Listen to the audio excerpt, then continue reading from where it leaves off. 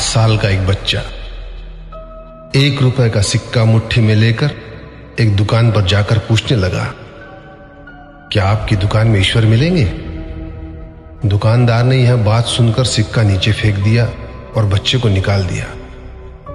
बच्चा पास की दुकान में जाकर 1 रुपए का सिक्का लेकर चुपचाप खड़ा रहा।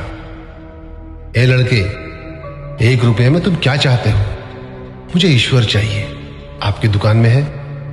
दूसरे दुकानदार ने भी भगा दिया, लेकिन उस अबोध बालक ने हार नहीं मानी। एक दुकान से दूसरी दुकान, दूसरी से तीसरी, ऐसा करते करते कुल 40 दुकानों के चक्कर काटने के बाद एक बूढ़े दुकानदार के पास पहुंचा। उस बूढ़े दुकानदार ने पूछा, तुम ईश्वर को क्यों खरीदना चाहते हो? क्या करोगे ईश्वर लेकर? पहली बार एक दुकानदार के मुंह से यह प्रश्न सुनकर बच्चे के चेहरे पर आशा की किरणें लहराई। लगता है इसी दुकान पर ही ईश्वर मिलेंगे। बच्चे ने बड़े उत्साह से उत्तर दिया, इस दुनिया में माँ के अलावा मेरा और कोई नहीं है। मेरी माँ दिन भर काम करके मेरे लिए खाना लाती है। मेरी माँ अब अस्पताल में है। अगर मेरी माँ मर गई तो मुझे कौन खिलाएगा? डॉक्टर ने कहा है कि अब सिर्फ ईश्वर ही तुम्हारी माँ को बचा सकते हैं। क्या आपकी दुकान में ईश्वर मिलेंगे? हाँ मिलेंगे। कितने पैसे हैं तुम्हारे पास? सिर्फ 1 रुपया।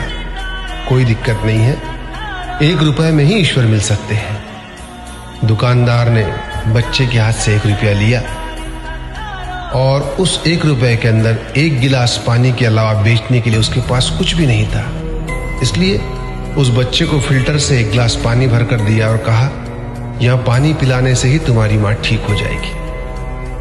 अगले दिन कुछ मेडिकल स्पेशलिस्ट उस अस्पताल में गए। बच्चे की माँ का ऑपरेशन हुआ और बहुत जल्दी ही वह स्वस्थ हो गई। डिस्चार्ज के कागज पर अस्पताल का बिल देखकर उस महिला के होश उड़ गए। डॉक्टर ने उन्हें आश्वासन देकर कहा, टेंशन की कोई बात नहीं है। एक वृद्ध सज्जन ने आपके सारे बिल चुका दिए हैं, साथ में एक चिट्ठी भी दी है। महिला चिट्ठी खोलकर पढ़ने लगी।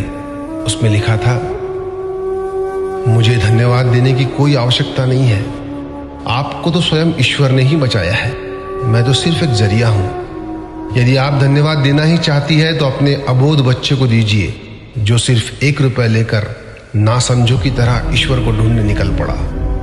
उसके मन में यह दृढ़ विश्वास था कि एकमात्र ईश्वर ही आपको बचा सकते हैं। विश्वास इसी को कहते हैं। ईश्वर को ढूंढने के लिए करोड़ों रुपए दान करने की जरूरत नहीं होती। यदि मन में अटूट विश्वास हो तो वे 1 रुपए में भी मिल सकते हैं। आइए इस महामारी से बचने के लिए हम सभी मन से ईश्वर को ढूंढें, उनसे प्रार्थना करें।